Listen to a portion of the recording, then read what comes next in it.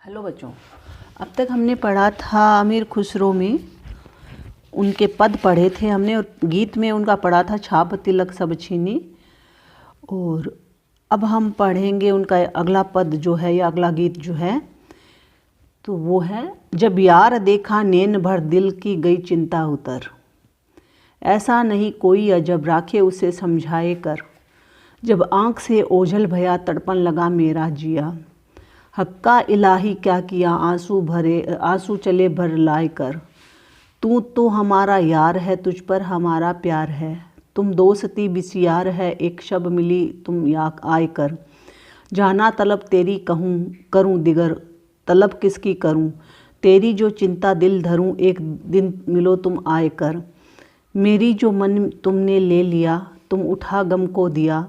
तुमने मुझे ऐसा किया जैसा पतंगा आग पर। खुसरो कहे बातों गजब दिल में न लावे कुछ अजब।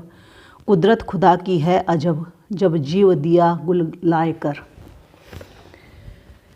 तो यहाँ पर है अमीर खुसरो ने आध्यात्मिक भावना के आधार पर परमात्मा रूपी प्रेमी का निरूपण किया है या चित्रण किया है, और इससे सामान्य अर्थ भी लिया जा सकता है, दोनों अर्थ भी निकलते हैं।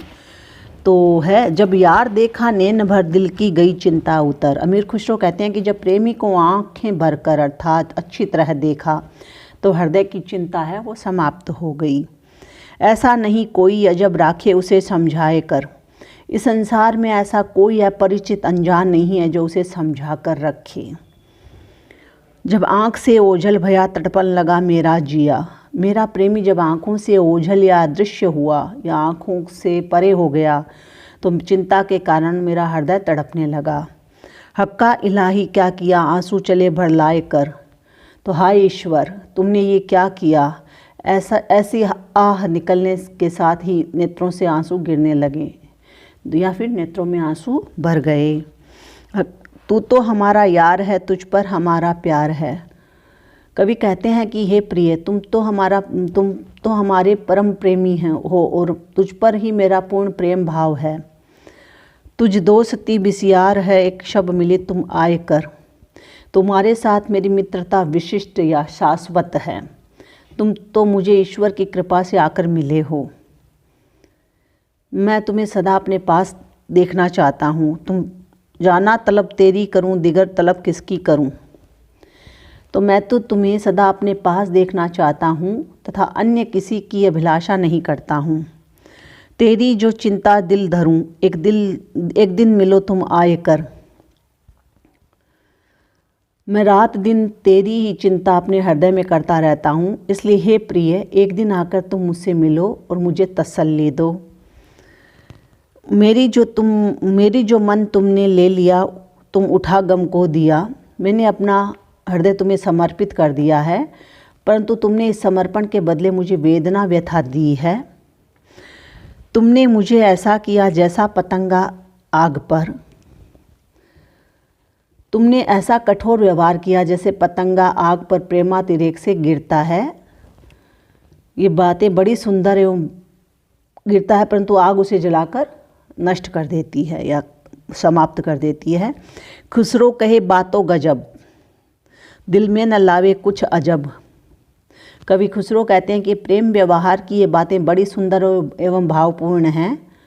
इसके लिए हृदय में कोई गलत बात या विपरीत बात नहीं लाई जावे। कुदरत खुदा की है अजब जब जीव दिया गुल लाए कर। जब इस संसार में ईश्वर की लीला विचित्र है, खुदा की सृष्टि अनोखी है। जब उस ईश्वर ने जीवन में प्राण दिए तो वह हार्दिक प्रेम भावना भी प्रदान करे और प्रेमी से मिलन भी करा दे। तो ये तो था तुम्हारा अमीर खुसरो का गीत, और इसमें सूफी प्रेम भावना की व्यंजना हुई है। लौकिक के आधार पर अलौकिकता का है वो प्रेम का वर्णन किया गया है। अनुप्रास यमक काव्यलिंग और समासोक्ति अलंकारों का प्रयोग हुआ है।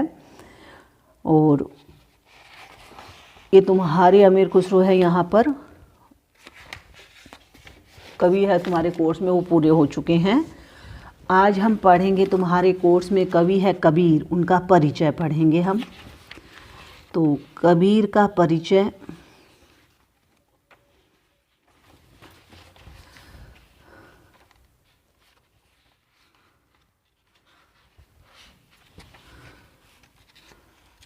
कबीर का परिचय पढ़ते हैं हम पहले। जन्म हुआ था कबीर का 1398 ईस्वी, काशी में इनका जन्म हुआ था। काशी में हम प्रकट भये रामानंद चेताय, इन्होंने लिखा था, यानी रामानंद इनके गुरु थे। माता पिता जनश्रुति के अनुसार ये नीरू और नीमा के ओरस पुत्र थे, यानी गोद लिया हुआ पुत्र थे ये। इन्हें ये लहर तालाब के किनारे मिले थे। इनके माता पिता यानी नीरू और नीमा को ये लहर तालाब नाम के तालाब के पास में मिले थे और इन्होंने कबीर का पालन पोषण किया था। पत्नी का नाम लोई था, पुत्र का नाम कमाल, पुत्री का कमाली। जाति से ये जुलाहा थे। भाषा इनकी सद्दूकड़ी है। सद्दूकड़ी होती है जिसमें ब्रज, अवधी, मैथिली, राजस्थानी, पंजाबी, सारी भाषाओं का एक मिश्रण होता है। खिचड़ी जिसको बोल सकते हैं, सद्दूकड़ी बोल सकते हैं, वो इनकी भाषा थी। गुरु इनके रामानंद थे। पुस्तक इनका बीजक, एक है पुस्तक जिसका नाम है बीजक, संकलन है धर्मदास द्वारा।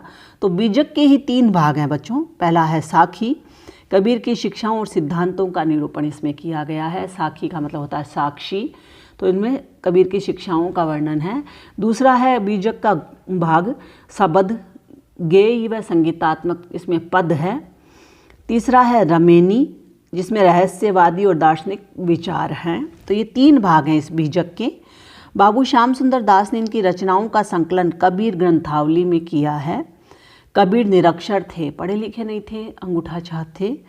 वे भक्त और कवि बाद में थे, समाज सुधारक पहले थे। इन्होंने कबीर कह लो, कवि कह लो या भक्त कह लो, ये उपाधियाँ तो इनको बाद में मिलती है। एक समाज में सुधार का काम किया था। जाति पांति, छुआछूत, भेदभाव को मिटाने का इन्होंने काम किया था। कबीर ने समाज में व्याप्त अंधविश्वासों, रूढ़ियों और पाखंडों का खंडन किया। कबीर ने गुरु की महत्ता को स्वीकार किया। कबीर कहते हैं गुरु को बड़ा ही महत्व देते हैं। गुरु को है वो ईश्वर से भी ज़्यादा है, वो सम्मान देते हैं, बड़ा मानते हैं। कबीर के काव्य में प्रतीकवाद और रहस्यवाद के दर्शन होते हैं, यानी उन्होंने प्रतीक के माध्यम से अपनी बात को कहा है और रहस्यवाद ढंग से कहा है, आध्यात्मिक भाव को। कबीर का शिल्प सरल और सहज है। अलंकारों का प्रयोग अनायास ही हुआ है, जिससे भाषा आकर्षक बन गई है। कबीर का काव्य आज भी हमारे लिए प्रासंगिक है। कबीर का देहावसान मगहर में 1518 ईस्वी में हुआ। तो ये तो था कबीर का संक्षिप्त सा परिचय। और क्योंकि कबीर है वो हमेशा हर काल में प्रासंगिक रहे हैं। जो समाज की स्थिति पहले थी, ठीक है, माना हम प्रजातंत्र में हैं, माना हम गुलाम नहीं हैं, माना हम किसी राजा या किसी कंपनी के अधीन नहीं हैं, लेकिन समाज में बहुत आमूल चूल परिवर्तन नहीं हुआ है। समाज आज भी बड़ी परिवर्तन के लिए अपेक्षा भरी दृष्टि से देखता है। तो इसीलिए कबीर है जो पहले उस समय अपने काल में प्रासंगिक थे, तो उतने ही प्रासंगिक वो आज भी है, ये माना जाता है। तो कबीर के हम दोहे पढ़ेंगे जो इनके साखियों से लिया गया है। तो कबीर के विरह को अंग है आपके कोर्स में, भेष को अंग है कोर्स में, और कुछ इनके हैं वो पद होंगे तुम्हारे कोर्स में। तो ये हम सारे हैं वो कल पढ़ेंगे बच्चों। धन्यवाद।